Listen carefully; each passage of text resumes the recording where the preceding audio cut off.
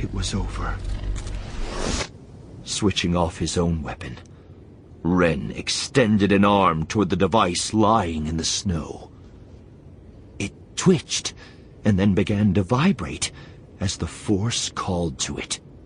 Stretching out his hand farther, straining, Ren beckoned powerfully, and the lightsaber rose to come bulleting toward his outstretched fingers, and past them. Taken aback, he whirled to see the weapon land in the hand of a girl standing by a tree. Rey appeared equally shocked that her reach for the device had exceeded his. She gazed down at the weapon now resting in her grip. "It is you," Ren murmured. His words unsettled her. Not for the first time, he seemed to know more about her than she did about herself. But she had no time to ponder his comment, nor was she inclined to do so anyway. She was too consumed with rage. Holding the haft of the lightsaber in both hands, she ignited the beam and charged.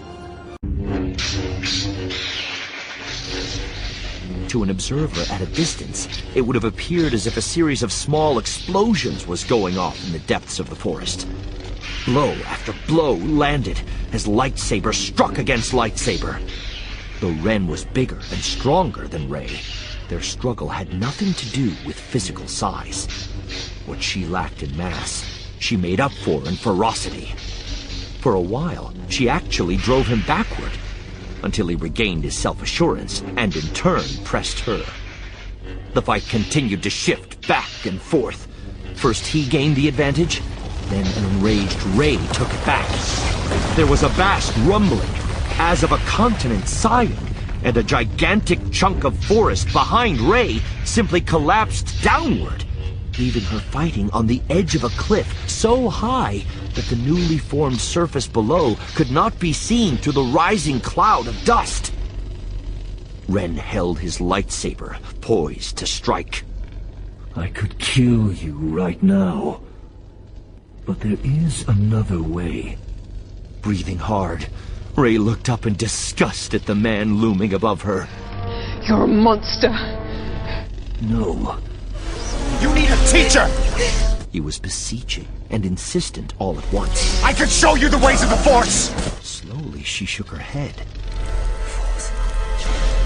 That was what this was about? Instead of moving to defend herself, Rey closed her eyes.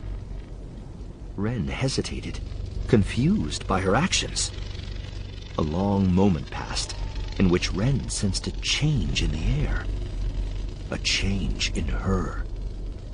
Then she opened her eyes and attacked viciously, in a way she didn't know she was capable of, striking again and again as Ren was slowly driven back. The flaring energy from the interacting lightsabers was more pronounced than ever in the flurry of her attack.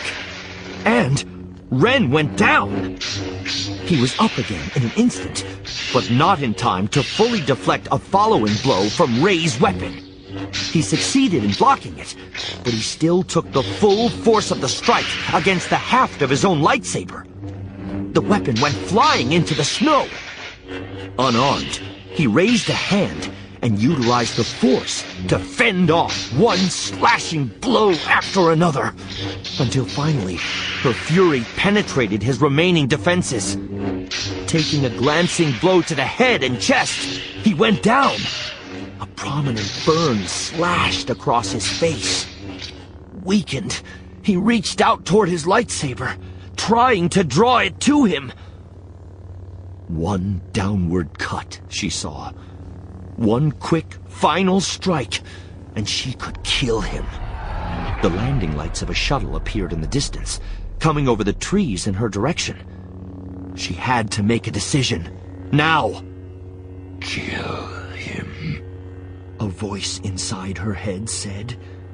It was amorphous, unidentifiable, raw, pure, vengeful emotion. So easy, she told herself. So quick. she recoiled from it. From the dark side. The world shook beneath her as the ground began to split. Turning away from the injured figure, she ran back to where Finn lay badly wounded. A deep gully formed, separating her from General Hux and the arriving troopers. Utilizing the tiny position sensor emplaced in Ren's belt, Hux had tracked him to this spot. He would have taken Rey and Finn as well, if not for the command that had been issued by the Supreme Leader. That took precedence over everything. There was simply no time left. The two renegades were going to die here anyway, he told himself, as he followed the troopers carrying Ren into the nearby shuttle. As soon as he was aboard, it lifted off, its occupants desperate to flee the dying planet.